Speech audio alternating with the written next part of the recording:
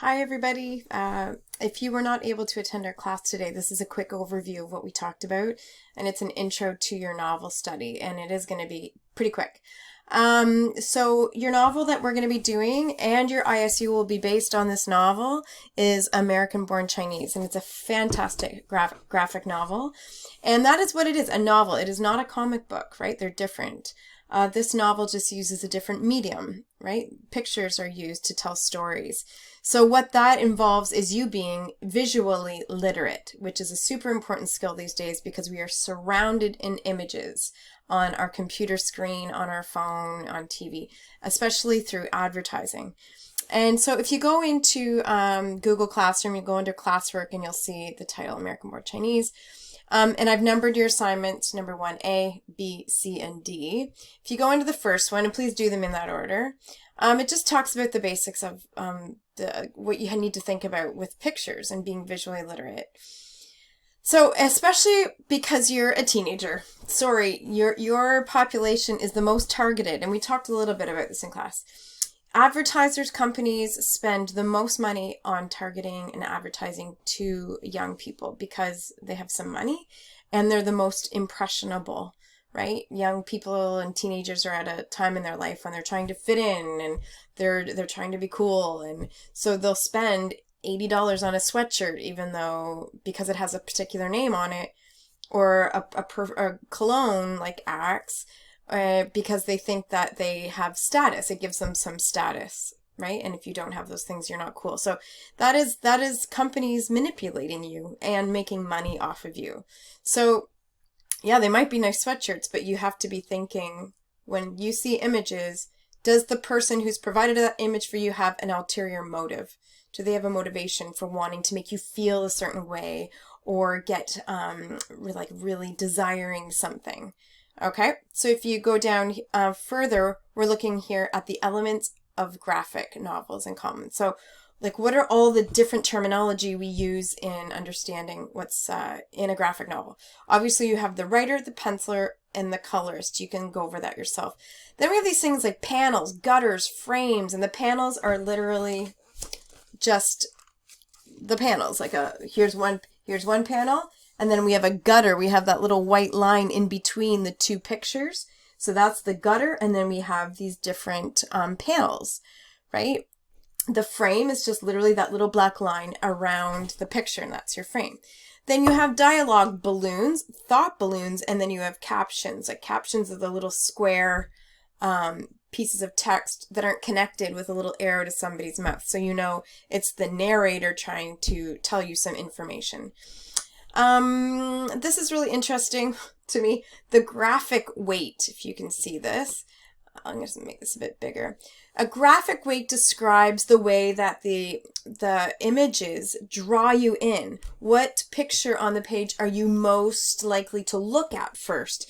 And we use they use how close the image is to in the perspective of the picture, or whether it's a picture that has a really distant perspective, so that in those pictures you get an idea of the whole setting, whereas an image of an up close facial image, obviously we're going to be looking at, the author wants you to know about how that person is feeling. So we're going to flip over to Dorothea Lange, this photographer who took these crazy awesome pictures back in the 1930s during the Dust Bowl. And she, if you can see this, she took this very famous image of this woman. And this is just a really good example of, she didn't take the picture further away, she cropped it, and she created this image so that the viewer would understand it in the way she wanted you to understand it. And when you look at this woman, I hope you see desolation and sadness and a sense of being desperate. And her children, you'll notice, don't have their faces towards the camera, right? They're away, they're cuddling into their mom, but there's no joy. And this is during a time of where there was a lot of all the crops had dried up and there was no food. So here's some other images of the same, other way, of the same family. And these were famous images. They lived in a tent. And so here you see one that's like, you can see the background, right? It's not up close, and you get a better image of of the dire situation overall. They lived in that tent. So anyway, she also used this photograph. It went into newspapers, and people across America became aware of what was going on. All just to say that images can be very powerful. Okay, so this is what you're doing when you're reading the graphic novel.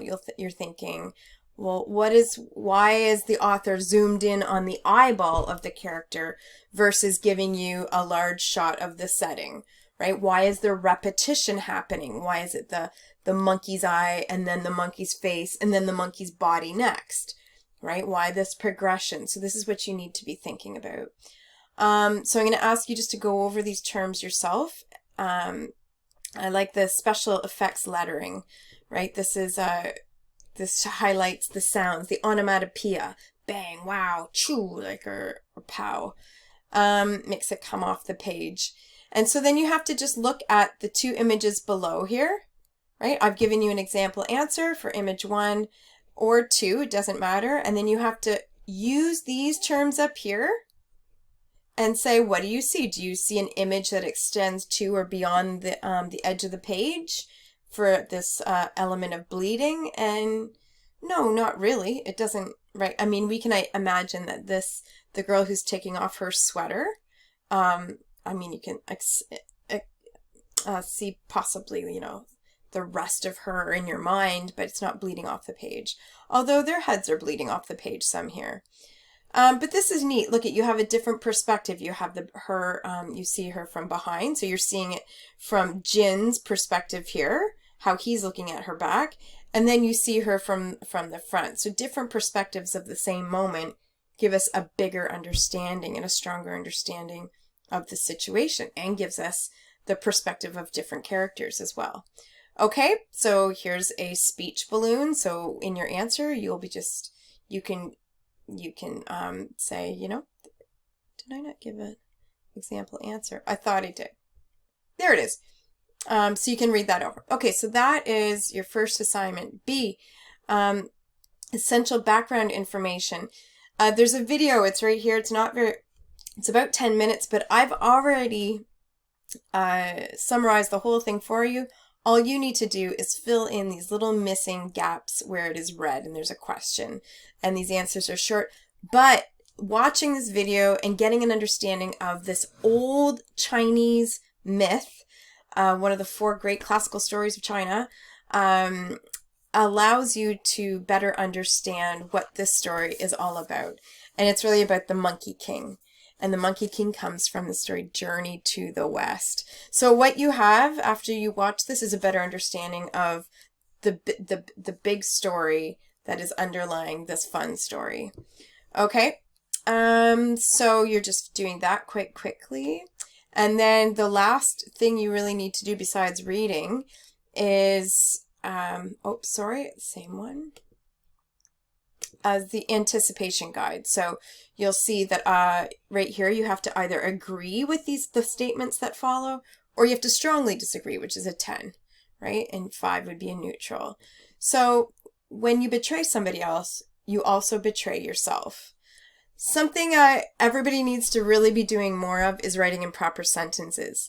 Like, for example, when betraying someone, or let's start with, sorry, I agree with the quotation, with this quotation.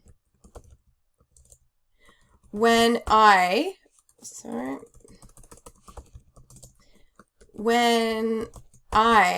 spelled it wrong.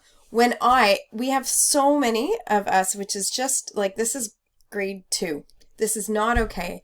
You can't be typing the letter I in lowercase. You always have to capitalize I. And the word you is not spelled with a U.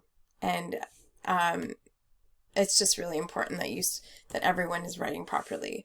So I agree with this quotation. And then I'm going to go on with multiple sentences to explain why I agree with it.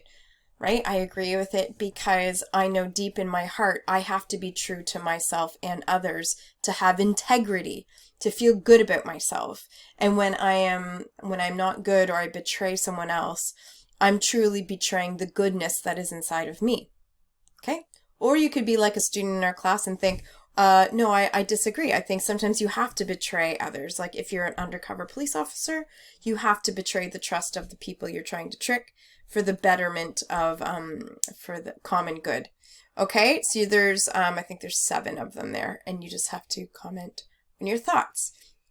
Okay, and last but not least, sorry, a couple more things right here. I did say this wrong, the page numbers at the beginning, so it might be wrong in what you have under Google Classroom, but you need to be reading page 14 to 59 before your quiz on Friday. And what the story is 3 separate stories, and they're parallel stories. So they're happening beside each other. So you start first with the monkey story for the first like 10 pages or so. Then it goes on to the next completely different story about Jin. And then it goes on to the 3rd story about Danny. And you'll see this when you get into the story, okay? Here's your vocabulary. I already did it for you. You have no chapter questions this week, okay? So what I really want you to do is just get reading. So last thing is just to show you where do you find this book. So the attachment is there. The link's here.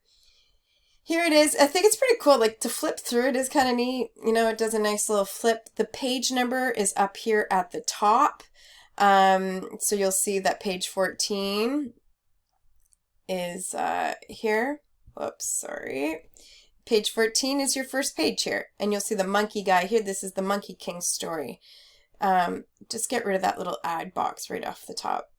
Something else I just want to show you is like you can make it bigger. It might go off my screen of when I'm recording, but you can choose to see a bigger version of the story. Also up, let me just get out of this. And then up here as well, this little waffle up here, it will show you, you know, you can scroll quickly through the book to get to where you had left off. You can play around with this. You're probably much better at navigating these types of web pages than me. But I think it's a doable and accessible way to read this book. And it's really important that you do read it because all of the rest of what we're doing in this course is going to be based on this book. Okay, I hope you enjoy it.